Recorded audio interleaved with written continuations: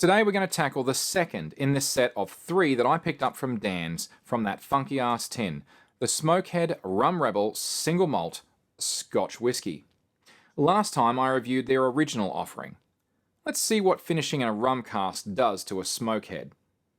Can't wait to try this.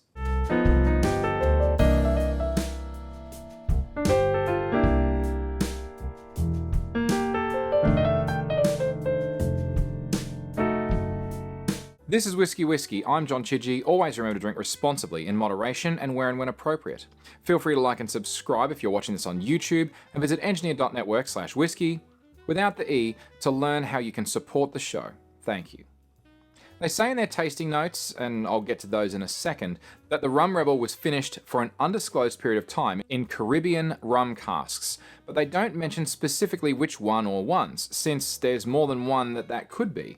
This particular offering was released to align with International Rum Day, which, to be honest, I didn't realize that was actually a thing. I guess it is, anyway. That was in mid-2020. Bacardi, Captain Morgan, and Appleton being 3 Caribbean rum distilleries that come to mind straight away, but there's literally dozens of possibilities, so anyway. This costs $113.99 Australian, or rather the 700ml bottle version of this one does, and that's from Dan Murphy's. It has no age statement, it has a 46% ABV, and it is not chill filtered, however it is coloured. It's considered to be one of Smokehead's core range. Now, in typical Smokehead fashion, their website has a few interesting words to say about this one too, and it says, when the Isla Whiskey Rebel meets its rum cask cousin, the familiar peaty punch of Smokehead is given a sweet and furious Caribbean jolt. Well, you gotta jolt it to do something, right? Right? Okay, whatever. Translation of the traditional whiskey tasting terminology notwithstanding, the Smokehead website tasting notes go something like this. On the nose, hanging out in Caribbean rum casks gives this Smokehead a jolt of immense smoke and fiery peat, followed by soothing citrus and tropical fruits. And is that marshmallow and bacon in there? Wow. I mean, I sure hope so, actually. For whatever reason, I don't mind a peated whiskey that tastes like bacon. I know it's weird. I don't care. Don't judge me. Anyway, moving on, sorry. Next tasting note. Palate. Face down, a fearlessly rich and peaty punch, thick oils and bracing sea spray, tempered with dry spices, banana, and dark wood. Okay. On the finish, the safety of dry land is in sight. Really? Notes of caramel and cinnamon, nutmeg and vanilla add a delicate contrast to the lingering smokiness.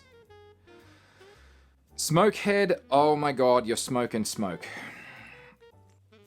Ugh, got it. Damn it.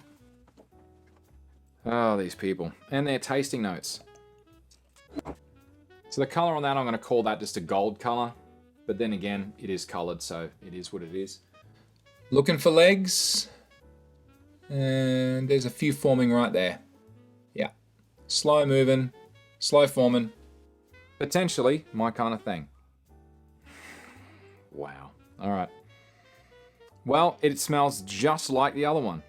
And I'm trying to figure out, because this is the Rum Rebel, can I smell any rum influence? Not really. Smells very much just like the other one.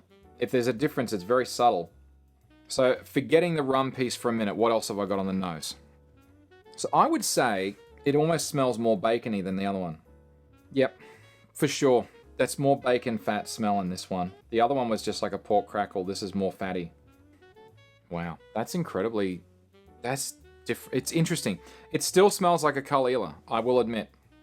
Alright, Rum Rebel, let's see how rebellious you are. Or how rummy you are. Or rummy and rebellious you are. Whatever. I can taste a bit of molasses in that, eh? That's... Like, I don't mind a decent rum, don't get me wrong. Not a massive rum drinker. I was in my youth, but I've kind of, you know, I've moved away from it in recent years, but because it's just a little bit too sweet and a bit weird. But my mature palate has just changed enough that I don't enjoy it as much. But there is an aftertaste on the front of my tongue of like a strong molasses, like a golden syrupy kind of rum Wow. Mouthfeel is still watery. It's still thin. It's not... you can tell it's a young whiskey. You can tell. But it is... it's respectable. Don't get me wrong. It is respectable. But I'm not entirely sure I'm buying the bacon fat. Like, honestly, it's like, the nose smells much more interesting than the original. I'm not going to lie. But on the palate, I'm just not getting... the difference is not as stark on the palate. I'm trying to chew on it. Get a couple of chews out of it at best. It's just too watery. It's too thin. But having said that, finish is moderate. On the shorter side of moderate.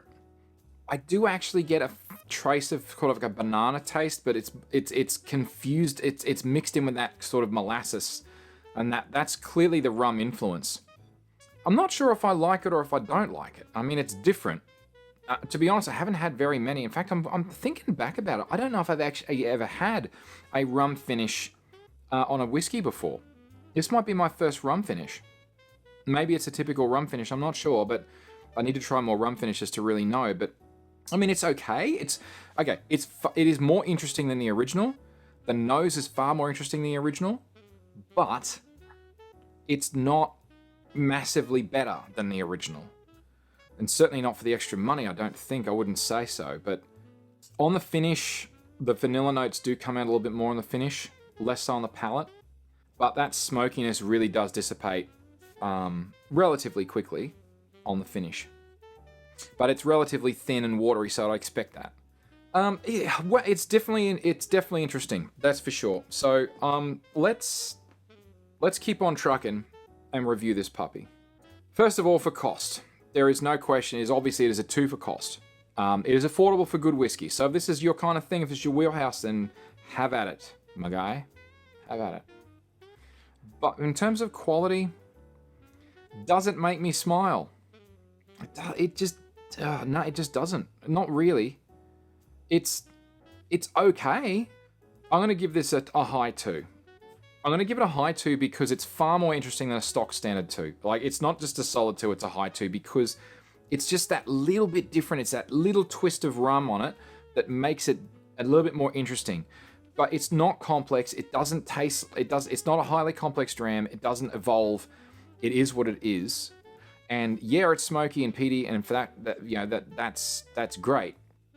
Overall, for a cost of 2 and a quality of 2... that makes it a yellow. A couple of bottles in this category for something different. The key question, though, is this worth the extra money over the original? And I don't think it is. I really don't. I mean, unless you like rum cask finishes, I don't really see the big deal. It's okay. It's fine. It's different. But it's not that different, and it certainly isn't that much more special. But that's okay. This is why we try things, because we never know until we try. And you may really love a rum finish. You may say, bring me some smoky molasses. Why the hell not? But for me, it's just not hitting the spot. But that's okay. This is why we try things, like I said. And with that, cheers. See you next time.